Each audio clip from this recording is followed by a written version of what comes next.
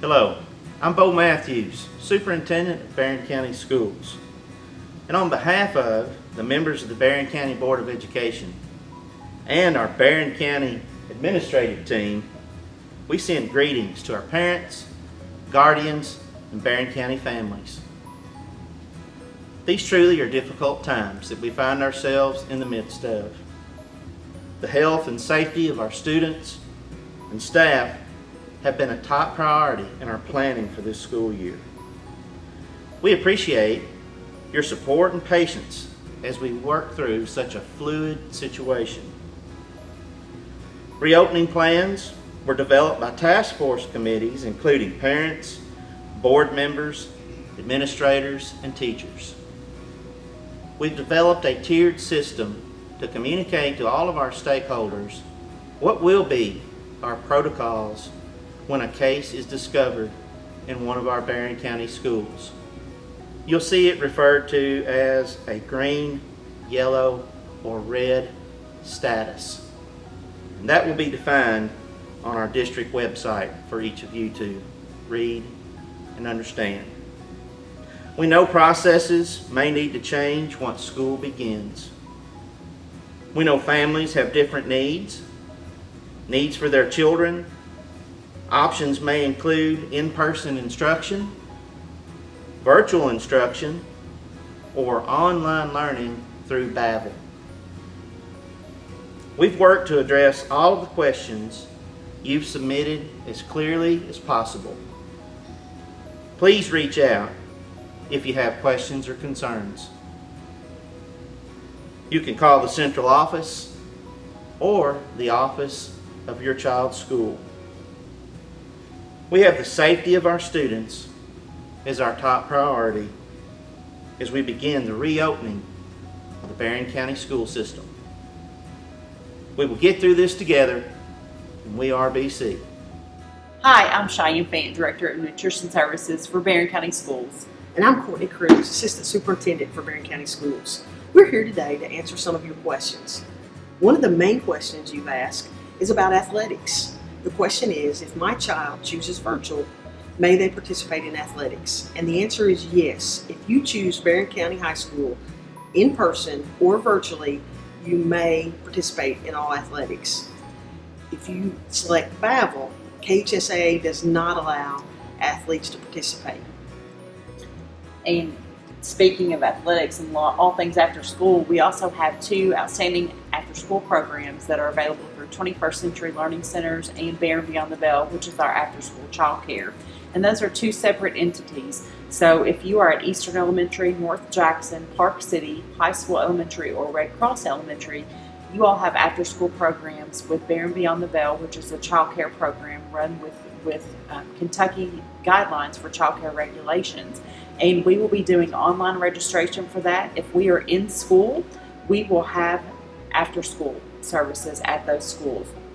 There will be designated pickup times that are a little bit different than normal, but those can all be found on our website with our after school coordinators. All payments this year will also be electronic to avoid exchange of cash and things like that. And same thing goes for our 21st Century programs. Even though there's not a weekly fee for that, we will have those programs at Barren County High School, Barren County Middle School, Austin Tracy Elementary, and Temple Hill. Registration for that will be online, and we will have two different versions for 21st Century. If we are in school, we will have after school programming just like normal with separate designated pickup times. But if we are out of school for sickness or some other reason, then we will do virtual things like we did this summer with virtual camps and that type of access for after school programming and tutoring. I don't know if you all know it or not, she is the Nutritional Services Director, but we've worked really hard on her title, Sporty Spice. So we're getting her into more athletics and after-school programming. Go sports! But her main focus is, of course, nutritional services. And one question that we're being asked, Ms. Fant, is, tell us, where will breakfast and lunch be served? So our breakfast and lunch this year will still be hot and wonderful. We will have breakfast in the classroom, and they'll have one hot option to choose from, and then another option that's not hot, such as some of their favorites, the donuts and Pop-Tarts, those types of things. So we'll have one hot option and one cold option. And then for lunch, we're trying to stick to those same favorites that the kids have already. So if you're missing our pulled pork, we've got that hot and ready waiting for you, and they'll be in containers that are similar to these. And the student will have, this will include everything they need for a whole meal. So they'll have their pork roast, their mashed potatoes, their green beans, and their roll all right here in one container, and we'll deliver it to the room hot and ready for kids to have access to that hot meal. Now, if you don't like our hot meal for the day, we'll also have a peanut butter and jelly sandwich bag that you can pick from, and then also a picnic kind of pack, like a sandwich along with chips and vegetables and that kind of thing. What if I choose the virtual option? So that's a great question. If you choose to go virtual with us, we will have some meal options available. So we will make these, we'll prepackage some of the meals just like this, so you're still going to get the good food that we have, but they'll come in containers like this, as opposed to what we've done in the summer when we've done bulk feeding. So everybody will get 5 of these for lunch, along with a fruit and your milk to go with that, and then also the breakfast options.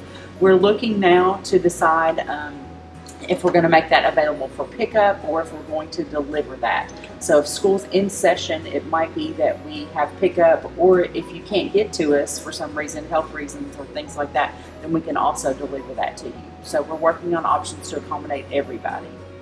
Okay, anything else in the world of food service you need to share with us? Well, I was just thinking about if for some reason we were to get out of school because of our tiered system, then we would probably still go to a summer feeding type atmosphere. So if school's out for an extended period of time, we do have the flexibility for meal pickup, for meal delivery, all of those types of things. Again, it will depend on what's available to us, because we've seen with COVID that we've had some foods that haven't been available at certain times. So it may be food packaged like this, or it may be food packaged like we've had throughout the summer months.